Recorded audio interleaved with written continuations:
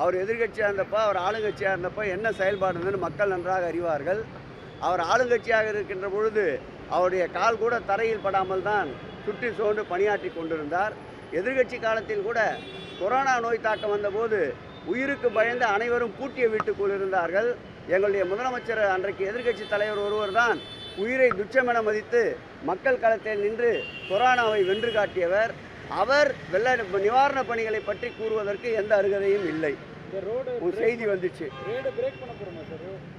இல்லை, அதாவது இங்கிருந்து செல்லுகின்ற அந்த கால்வாய் கட்டன் கவர் கால்வாயாக சாலையின் குறுக்கே அமைக்கப்பட இருக்கின்றது.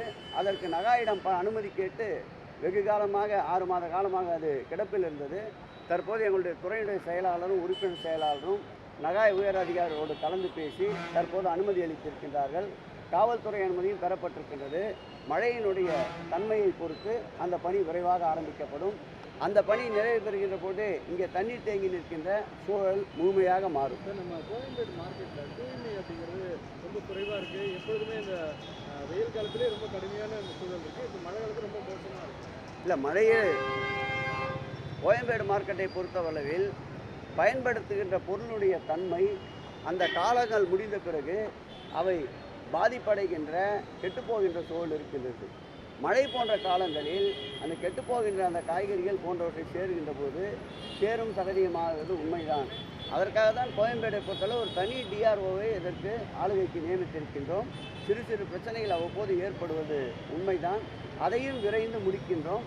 வருகின்ற காலகட்டங்களில் அதிகமான மேன்பவர் உடலுழைப்பு ஆட்களை அதற்கு செலுத்தி நிரந்தரமாக தூய்மையை பாதுகாப்பதற்குண்டான அனைத்து நடவடிக்கைகளும் மேற்கொள்ளப்படும். இப்போ நம்ம பிஹெச் சாலை இப்போ 6 மாதத்துக்கு முன்னாடி தான் போடப்பட்டது.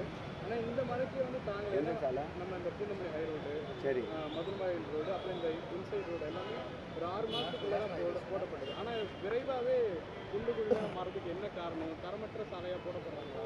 அது முக்கியமாக சொல்ல வேண்டும். கனரக வாகனங்கள் அதிகமாக பயன்பாட்டிலே உள்ள சாலைகள். தார் சாலைகளை பொறுத்தளவில் தண்ணீர் தேங்கினாலே தார் தனியாக கற்கள் தனியாக பிரிக்கின்ற ஒரு சூழல் ஏற்படும். ஆனால் நீங்கள் சொல்லுகின்ற அந்த சாலை நேஷனல் ஹைவே சாலை. அது எப்பொழுது போடப்பட்டது, எப்பொழுது அந்த பாதிப்பு ஏற்பட்டது என்பதை எனக்கு தெளிவாக தெரியாது. துறை சார்ந்த கேள்விகளாக இருந்தால் நான் அனைத்தையும் அறிந்து வைத்திருப்பேன். ஆகவே நிச்சயமாக தரமற்ற நிலை என்றால் ஆய்வு செய்யப்பட்டு மீண்டும் அதற்குண்டான சூழலை உருவாக்கி நிச்சயமாக அதற்குண்டான நடவடிக்கைகளை போர்க்கால அடிப்படையில் எந்த துறையாக இருந்தாலும் மாண்புமிகு முதலமைச்சர் அவர்கள் மேற்கொள்வார்கள்.